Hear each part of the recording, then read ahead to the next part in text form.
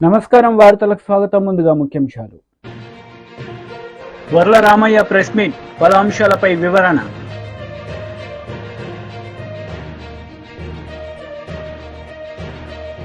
YCP leader Merugu Nagarjuna press meet, పలు అంశాలపై వివరణ.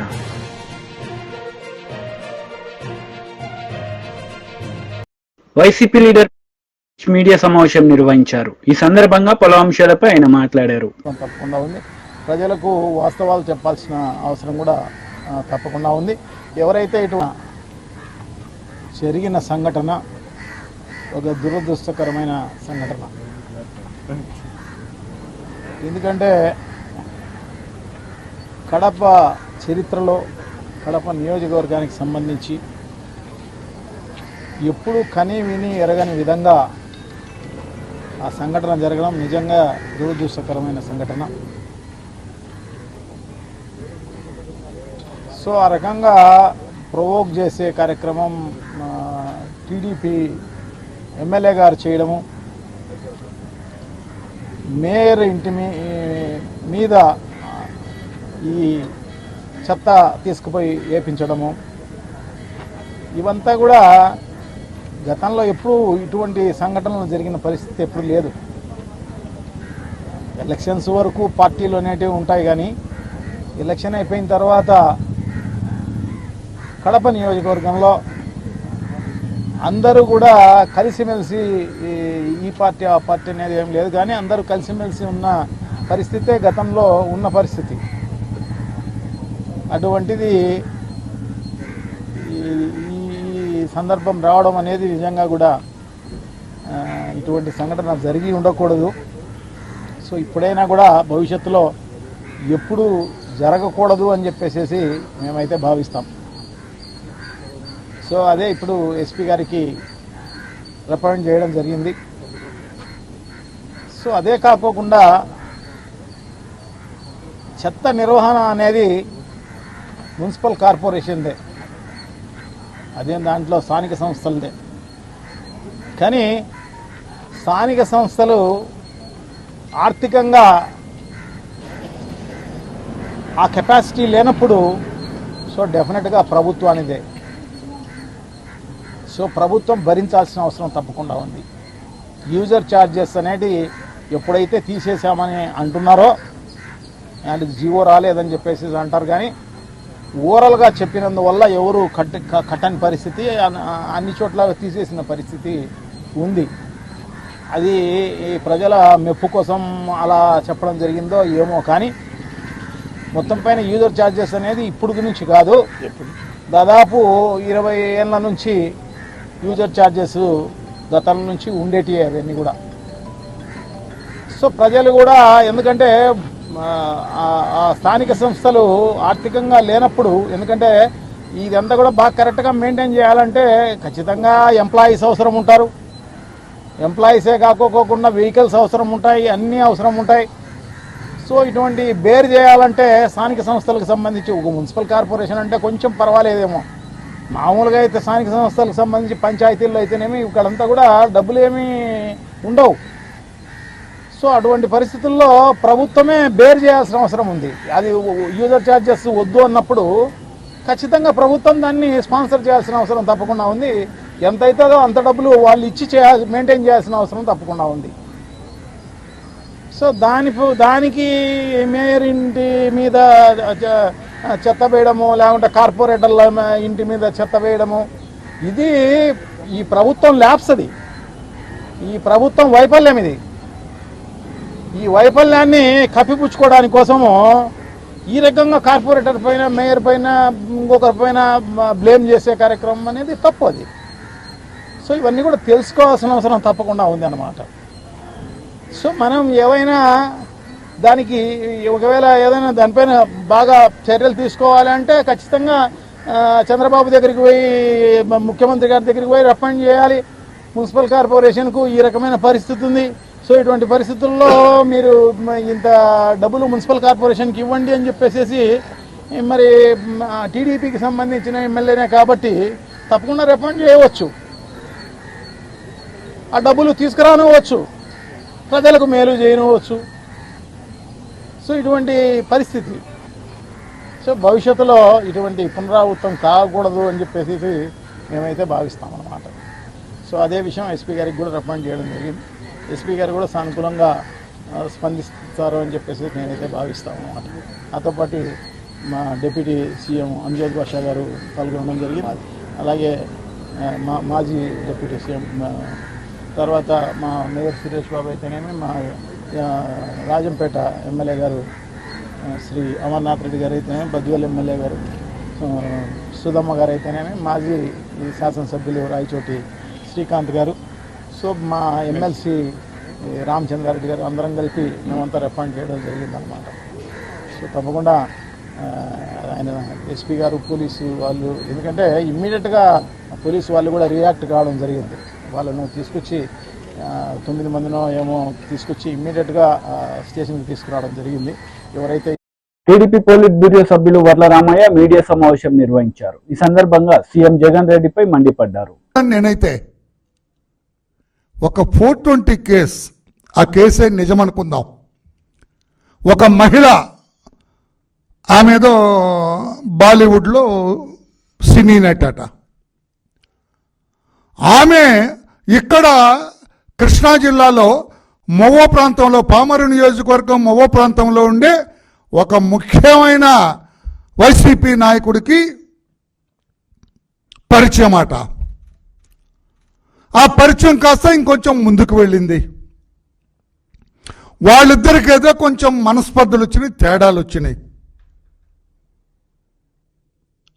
పెళ్లి చేసుకోమని ఆమె అడిగిందట, చేసుకోనని ఈయనన్నట. ఆ డీటెయిల్స్లోకి నేను వెళ్ళటం లేదు, ఎందుకంటే అంత నికృష్టంగా, అంత మహిళల్ని అంత చూస్తున్నాం కదా రోజు. వాళ్ళ కథలు వాళ్ళ క్రీడలన్నీ కూడా మనం చూస్తూనే ఉన్నాం. తేడా వచ్చి పెళ్లి చేసుకోమని బెదిరిస్తుంది అంటే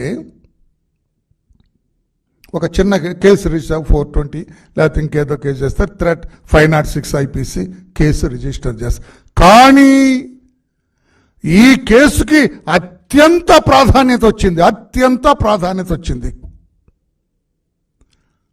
ఎప్పుడొస్తాయి ఇటువంటి ప్రాధాన్యతలు? ఏదో దేశ ప్రధానం, దేశ రాష్ట్రాధిపతి వీళ్ళెవరన్నా అంటే, ఇక్కడ అంతటి వాడైన సజ్జల రామకృష్ణారెడ్డి గారు ఇంటర్ఫియర్ అయ్యారు. ఇక్కడ కథ అంతా కూడా మారిపోయింది. ఈ జుగుప్సాకరమైన కేసు అన్నా, ఈ పనికి మాలిన ఈ దరిద్రపు కేసులో, ఈ చెత్త కేసులో, ఈ మహిళా లోకాన్ని కించపరిచే కేసులో సజ్జల రామకృష్ణారెడ్డి గారు ఆల్ ఇన్ ఆల్ ఆయన ఎంటర్ అయ్యారు. ఆయన ఎంటర్ అయితే సీను మారిందిరా అంటారు చూడు, అట్లాగా ఆయన ఎంటర్ అయ్యేటప్పటికి ఎక్కడ లేని ప్రాధాన్యత వచ్చింది. నో, మీరేం చేస్తారో నాకు తెలియదు. టాటా రాణా టాటా అప్పుడు కమిషనర్, పోలీస్ కమిషనర్, ఆయన రాణా టాటా అంటే ఎవరు, అందరూ ఏదో టాటా బిర్లాల ఫ్యామిలీ కాదు, అది లోకల్ అట, ఇక్కడ ఈ ప్రాంతంలో. అతను ఆ కేసుని అత్యంత ప్రాముఖ్యత కలిగిన కేసులో అయ్యేటప్పుడు ఏదో కసబని పట్టుకోవటానికి ఆ రోజున నవంబర్ 26వ తారీఖున తాజ్ హోటల్ తగలబడితే వందలాది మంది కాల్చబడ్డారు కదా. ఆ కేసులో ముద్దాయిన కసబను పట్టుకోవటానికో, లేకపోతే ఐఎమ్ సారీ ఎక్స్ట్రీమిస్ట్ నాయకుడైన కొండపల్లి సీతారామయ్య గారిని పట్టుకోవటానికో వెళ్ళినట్లుగా విమానంలో వెళ్ళారట ఒక టీం ఆ అమ్మాయిని తీసుకురావటానికి. ఆ మహిళ, అది యాక్చువల్గా నాకు తెలిసి ఆ మహిళ ఫిర్యాదు అయి ఉండాలా, ఈ వైకాపా నాయకుడు ఇతను ముద్దాయి ఉండాలి ఆ కేసులో. పోలీసులు నిజంగా పనిచేస్తే మరి పోలీసు వ్యవస్థ తెలుసు కదా, 5 సంవత్సరాలు జగన్మోహన్ రెడ్డి గారు ఎలా వాడుకున్నారో, ఎలా ఆటలాడుకున్నారో పోలీసు వ్యవస్థతోటి, ఎలా చెడుగుడు ఆడాడో పోలీసు వ్యవస్థతోటి మనకు తెలుసు కదా. విమానం వెళ్ళారటండి ఈ అమ్మాయిని పట్టుకురావటానికి, కసబను పట్టుకురావటానికి. ఏదో అంతర్జాతీయ బందిపోటు దొంగలు, టెర్రరిస్టులు, ఎక్స్ట్రీమిస్టులు పట్టుకోవటానికి కూడా అంత వేగంగా పరిగెత్తారు రాణా గారు కానీ వారి టీం కానీ. ఈ కేసులో పరిగెత్తారు, విమానం ఎక్కి వెళ్ళిపోయారట. ఒక సీనియర్ రిటైర్డ్ పోలీస్ ఆఫీసర్ పనిచేసి వరలరామయ్య గారు ఎటుపోతుందయా మీ పోలీసు సార్ క్షమించండి సార్, అది జగన్మోహన్ రెడ్డి గారి పోలీసు వ్యవస్థ సార్, చంద్రబాబు గారు ముఖ్యమంత్రిగా ఉన్న వ్యవస్థ కాదు సార్. చంద్రబాబు గారు ముఖ్యమంత్రిగా ఉంటే ఆ కేసు ఇలా ఉండదు సార్. ఆ అమ్మాయి కేసు పెడుతుంది, వీడిని తన్ని తీసుకెళ్లి లోపలేస్తాం. జగన్మోహన్ రెడ్డి గారు కాబట్టి రివర్స్ అయింది అది. ఆ అమ్మాయిని తీసుకొచ్చేటండి మీరు కూడా ఉన్న నిజాలు కొంచెం నిర్భయంగా రాయండి సార్. చంద్రబాబు గారి ప్రభుత్వం కదా, మీకంటే ఫ్రీడమ్ స్వేచ్ఛ ఉంది కదా. ఆయనంటే జీవో 1 అని అదని ఇదని తీసుకొచ్చి మిమ్మల్ని కూడా ఇబ్బంది. కాంగ్రెస్ నేతలు మీడియా సమావేశం నిర్వహించారు. ఈ సందర్భంగా పలు అంశాలపై వారు మాట్లాడారు. जाहिर है इस देश की रीढ़ की हड्डी किसान है। जाहिर है कि जो किसान धरती का कलेजा फाड़कर अन्न उगाता है, उसको चिंता नहीं कि गर्मी हो, आंधी हो, पानी हो, बरसात हो, ओले हो, वो अन्न उगाता है, हमारा पेट पालता है। उस किसान को अगर बलात्कारी और हत्यारा कहा जाएगा तो आक्रोश होगा। और एक बात यह भी सच है कि किसान चाहे पंजाब का हो, चाहे हरियाणा का हो, चाहे उत्तर प्रदेश का हो, चाहे कर्नाटका का हो, यह सम्मान तो कोई नहीं सहेगा। तो आक्रोश बहुत हुआ और सवाल हुआ बीजेपी से कि क्या ये आपकी सांसद कह रही है या ये आपका आधिकारिक स्टैंड है? क्या आप भी आंदोलन करने वाले किसानों को, हक के लिए लड़ने वाले किसानों को हत्यारा और बलात्कारी बताते हैं?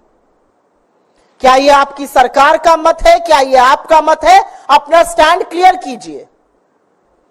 तो आज एक रेयर मूव में, क्योंकि हरियाणा का चुनाव भी पास में है और आगामी हार तो ऐसी है कि चुनाव टालने की मांग हो रही है। पता है कि 240 पर लाकर देश के मजदूर और किसानों ने सबक सिखाया है, अभी हरियाणा बिस्तर बोरिया बंधवाने वाला है। तो एक स्टेटमेंट आया भारतीय जनता पार्टी की ओर से जिसमें कहा गया कि किसान आंदोलन के परिप्रेक्ष्य में दिया गया बयान पार्टी का मत नहीं है, उनसे गहरी असहमति है इस बयान से और नीतिगत विषयों पर बोलने के लिए ना वो अधिकृत है, ना उनको अनुमति है और उनको निर्देशित किया गया है कि वो इस प्रकार के बयान भविष्य में ना दें। तो हमारे इस मंच से कुछ सवाल हैं। आपकी चुनी हुई सांसद है, चहेती सांसद है, बड़ी लोकप्रिय है आप लोगों के पार्टी में। अगर ये उनका मत नहीं है, अगर आपकी पार्टी का ये मत नहीं है, तो निकाल बाहर करिए ऐसे सांसद को। ये मैं हृदय से माफ करने वाली राजनीति अब नहीं चलेगी 2024 में। प्रज्ञा ठाकुर गोडसे की पुजारी को हृदय से माफ नहीं कर पा रहे थे, अब ये हमारा मत कह के पलड़ा झाड़ने हम नहीं देंगे। अगर ये आपका मत नहीं है तो इस देश के किसानों के खिलाफ जिसने इस तरह की बात की है उसको किसी कीमत पर संसद में बैठने का हक नहीं है। निकाल बाहर कीजिए अपनी पार्टी से, हाथ जोड़ के माफी मंगवाइए किसानों से, और अगर ये सब कुछ नहीं कर सकते तो आप खुद माफी मांगिए इस देश के किसानों से। ये तो बात किसानों के बारे में हो गई। उन्होंने एक अत्यंत विचलित करने वाली बात आगे भी कही थी जिसका मैंने उल्लेख किया है। उन्होंने कहा यहां पर बांग्लादेश जैसी स्थिति बनाने का काम अमेरिका और चीन कर रहे थे। तो हमारा सवाल है कि नरेंद्र मोदी की नाक के नीचे क्या वो इतने कमजोर है कि इस देश में अस्थिरता पैदा कर रही है विदेशी शक्तियां? तो इस पर पार्टी तो नहीं बोल सकती है। इस देश के विदेश मंत्रालय को, इस देश के गृह मंत्रालय को इस पर जरूर बयान देना चाहिए, जरूर स्पष्टीकरण करना चाहिए, क्योंकि हम भी परेशान हैं। आपकी सांसद कह रही हैं कि हिंदुस्तान की सरजमी पर अस्थिरता। బీజేపీ లీడర్ మీడియా సమావేశం నిర్వహించారు. ఈ సందర్భంగా పలు అంశాలపై ఆయన మాట్లాడారు. 2014 तक चीन की कम्युनिस्ट पार्टी दुनिया के सबसे बड़ी राजनीतिक दल था। 2014 में जब भारतीय जनता पार्टी के 11 करोड़ सदस्य हुए, उसके पश्चात भारतीय जनता पार्टी ये दुनिया की सबसे बड़ी राजनीतिक पार्टी के नाते पहचानी गई। सदस्यता ये सिर्फ संपर्क का कार्यक्रम नहीं, तो देश की जनता तक पहुंचकर भारतीय जनता पार्टी के विचार उन तक पहुंचाना, भारतीय जनता पार्टी की सरकार ने जो काम किए हैं उसकी जानकारी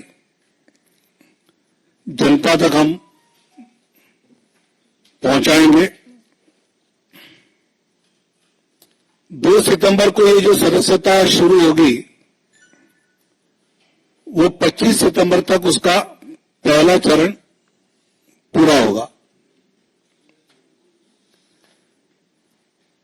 पहले चरण की सदस्यता का विश्लेषण करने के बाद 1 अक्टूबर से 15 अक्टूबर का दूसरा चरण सदस्यता का शुरू होगा।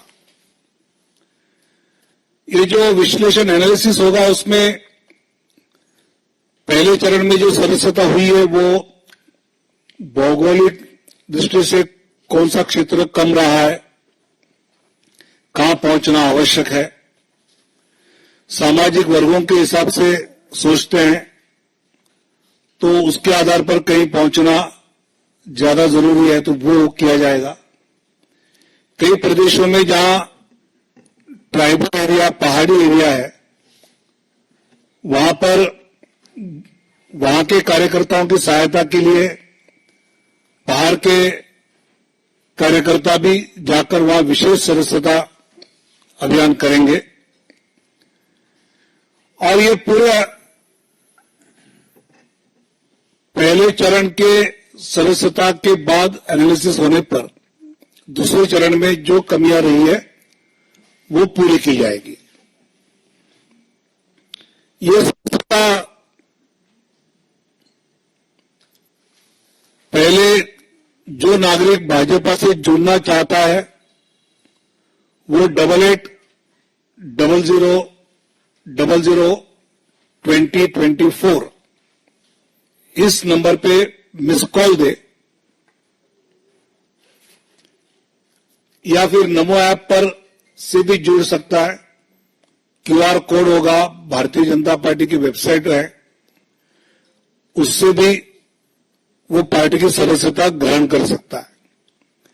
जब ये मिस कॉल दिया जाएगा तब कुछ बेसिक जानकारी का देने का एक मैसेज मिस कॉल देने वाले नागरिक को मिलेगा और वो उसमें अपना नाम, पता और कुछ వైసీపీ లీడర్ మీడియా సమావేశం నిర్వహించారు. ఈ సందర్భంగా పలు అంశాలపై ఆయన మాట్లాడారు. టీడీపీ నాయకులు చెప్పిందే వేదం లేకపోతే అదే చట్టం అనే విధంగా కూడా ఈ రోజు రాష్ట్రంలో రాజ్యమేలుతున్న పరిస్థితి రాష్ట్రంలో చూస్తా ఉన్నాం.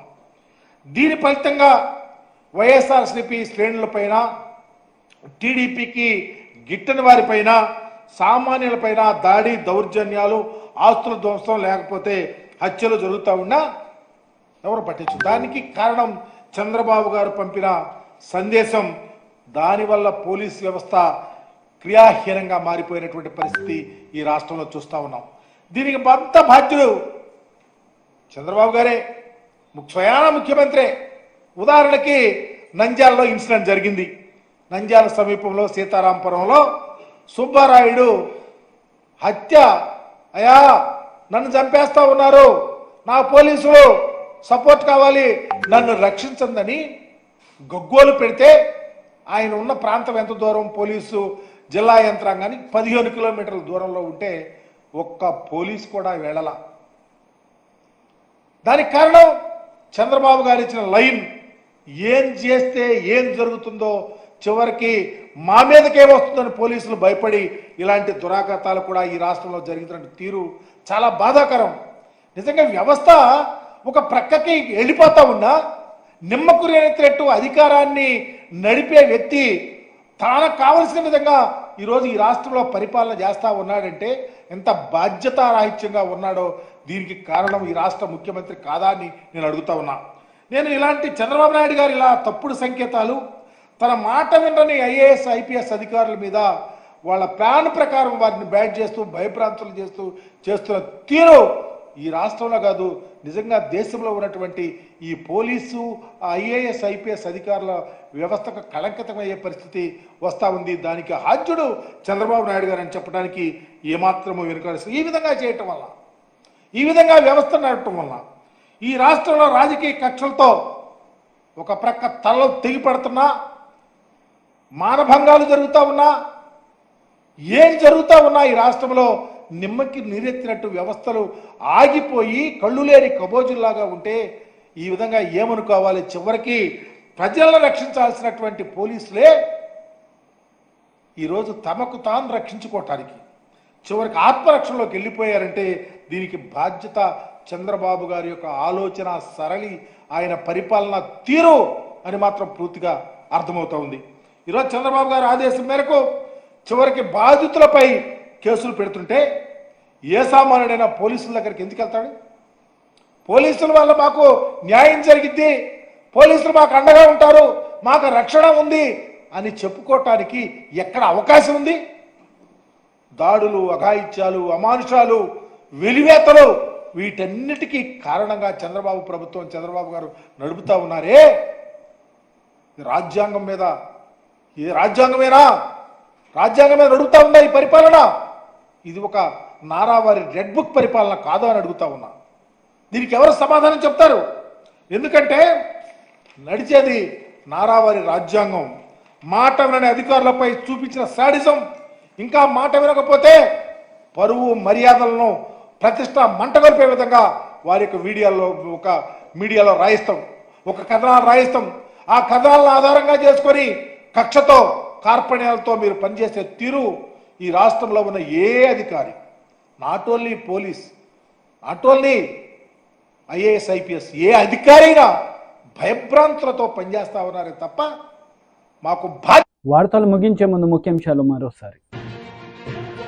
వర్ల రామయ్య ప్రెస్ మీట్, పలు అంశాలపై వివరణ.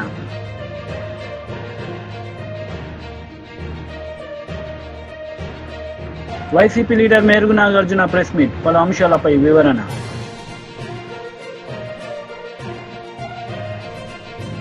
ఈ వార్తలు ఇంతటితో సమాప్తం. తిరిగి ప్రసారమయ్యే వార్తలు మళ్ళీ కలుద్దాం. అంతవరకు సెలవు. నమస్తే.